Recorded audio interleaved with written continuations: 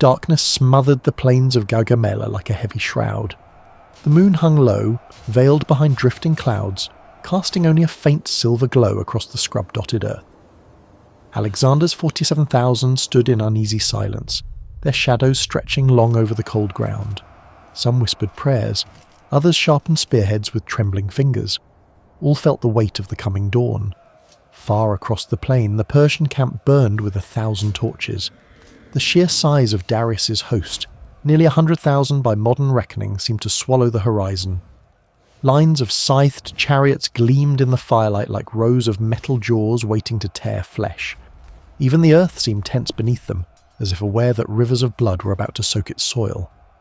Alexander walked alone between the ranks, cloak fluttering in the cold wind.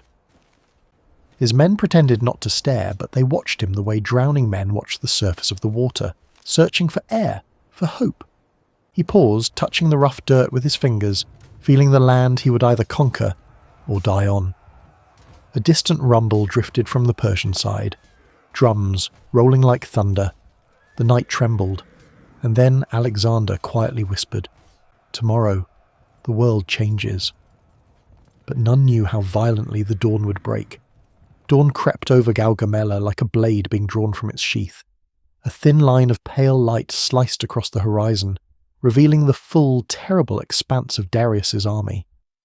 The ground seemed to vibrate under the march of tens of thousands, infantry stretching into the haze, cavalry massed in glittering wings, and the chariots standing in rigid rows like instruments of execution. The Persian king sat elevated upon a tall chariot surrounded by his immortals. His banners, stitched with gold, fluttered in the morning wind. To the Macedonians he appeared less like a man and more like a monument, something ancient, immovable, impossible to topple. Fear rippled through the ranks, quiet but sharp, like the first crack in winter ice. Alexander mounted Bucephalus. The stallion snorted against the crisp air, stamping at the earth as if eager for the storm. Beside the king, the companion cavalry adjusted their grips on their Ziston spears, but even they felt the gnaw of doubt. The enemy was too many, the field too broad, the sun too bright for glory and too cold for comfort. Then Alexander gave a single order: advance, but not straight, to the right. The men stared, confused. A strange, deliberate drift began. And the Persians watched, uncertain, as if sensing a trap forming in the morning light. The Macedonian line slid steadily to the right, drifting across the plain like a dark tide pulled by an unseen moon. Dust rose beneath thousands of disciplined feet, shaping a faint mist that clung low to the ground. The Persians watched the movement with growing confusion. This was not the straight clash they expected, not the head-on collision Darius had prepared his chariots for. From his elevated chariot, Darius narrowed his eyes. Alexander's army was not retreating. They were stretching the battlefield, bending it, pulling the Persian left wing farther and farther away from the centre, as if luring it into emptiness. Mazaeus, commander of the Persian right, barked frantic orders. His cavalry surged sideways to shadow Alexander's creeping movement. But the more they pursued, the thinner their own formation became, stretched like cloth under too much tension. Even the horses felt it, the unease, the shifting pressure of a field suddenly turning strange. Their nostrils flared, their hooves dug grooves into the earth. Every heartbeat carried the same unspoken question: why are the Macedonians moving like this? In the Macedonian ranks, realization dawned slowly. The plan was no retreat. It was a net. A trap tightening by the minute, and somewhere inside that widening gap Alexander's eyes caught a flicker of opportunity. A breach just beginning to open. The gap widened, subtle at first, then unmistakable. A soft tremor passed beneath the Macedonians' boots as Persian cavalry struggled to reposition, dragging dust clouds across the plain. Alexander sensed the shift like a hunter feeling the heartbeat of the wounded prey. The battlefield itself seemed to whisper, "Now." But Darius reacted with fury. His chariot lurched forward as he shouted for his scythed chariots to unleash death. The order rippled outward, drivers cracked whips, horses screamed, and the first line of Persian chariots surged ahead. Their blades flashed in the rising sun, slicing the air, carving through fog and dust as they thundered toward the Macedonian phalanx. Some Macedonian soldiers swallowed hard. The ground shook so violently they felt it in their teeth. The air tasted of metal and fear. Alexander's line held, spears lowered, shields braced, breath sharp and cold. Then came the roar, the monstrous collision of wheels, hooves, iron and earth. Chariots barreled in, but the trained phalanx opened like a living gate. Gaps parted just wide enough for each chariot to be swallowed whole. Drivers were dragged from their seats, horses toppled, impaled on bristling spears. Yet amid the chaos, dust and screams, Alexander saw it, a clear channel forming toward the Persian centre, straight toward Darius himself. The dust settled just enough for shapes to emerge, broken chariots, bleeding horses, and the trembling outlines of men who had survived the storm.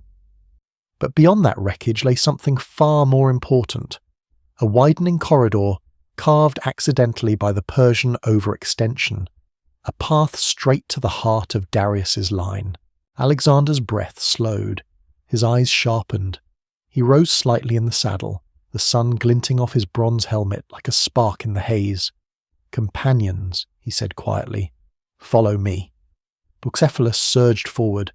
The companion cavalry snapped into their legendary wedge, its point a single man, its edges flaring outward like the jaws of a spearhead meant to pierce kings. Hooves thundered behind him. The sound rolled across the plain like an approaching storm wall, a force that could not be reasoned with or outrun. Persian infantry tried to close the gap, but they were seconds too late. The Macedonian wedge slammed into them with a violence beyond words. Shields splintered, men hurled aside, lines buckling as the sheer momentum tore open the Persian centre. Darius saw them coming, saw the wedge, saw the king at its head, saw death racing toward him faster than any army he had ever commanded. His immortals braced, and Alexander lowered his spear, aim locked on the King of Kings. The immortals closed around Darius like a wall of polished iron. Their shields overlapped, spears angled outward, breaths sharp and controlled. For a moment they looked unbreakable, an ancient barrier standing between a king and oblivion. Then Alexander's wedge hit. The impact cracked through the morning air like a bolt of thunder. Companion spears drove into the immortals' line, shoving, ripping, forcing bodies backward. Horses screamed as they collided with shields. Men buckled under the crushing force of momentum. The wedge did not stop. It ground forward with relentless hunger, each heartbeat bringing Alexander inches closer to Darius's chariot. The King of Kings stared, frozen in the storm. Sweat ran down his brow despite the morning cool. His hands trembled on the reins. He could hear his men dying, could feel the panic spreading through the centre like fire through dry reeds. Behind Alexander, the Macedonian phalanx surged to life. 8-metre sarissas levelled, their tips glinting through dust as they advanced to seal the breach. The Persians who had tried to hold the line found themselves squeezed, crushed, trampled beneath a tide of wood, bronze and fury. And then a scream broke through the chaos, not from a soldier, from Darius's horses rearing wildly as the wedge closed in. The King of Kings was losing control, the immortals wavered. What had begun as a wall of discipline now shook like a furnace door in a rising storm. Alexander's spear punched through the last line of shields, grazing an immortal's cheek before sinking deep into another man's chest. The companion wedge followed with a roar. Hooves pounding, blades flashing, screams swallowed by dust. Darius pulled at his reins, breath shuddering. The horses panicked, jerking sideways as the Macedonian king closed in. For a heartbeat, the two commanders, one rising, one fading, locked eyes across the chaos. Alexander's stare burned with cold purpose. Darius's eyes filled with something older, heavier. Fear. His charioteer shouted for him to hold, to stand, to fight. But the centre was collapsing. The immortals were falling back in ragged desperation, leaving pockets of exposed earth between them. Persian cavalry were too far out on the wings to help. The great king stood alone.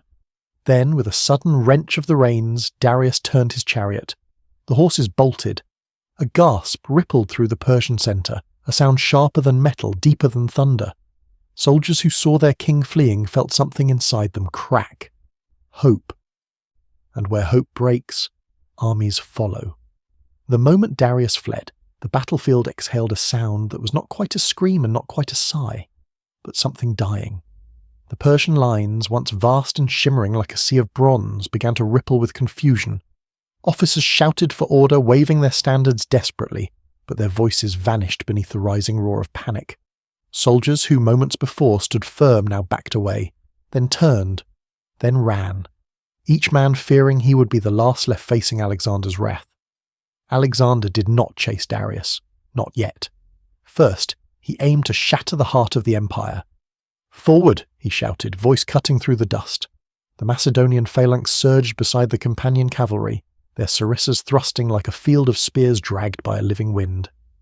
They crashed into the disintegrating Persian centre, scattering men like leaves before a storm.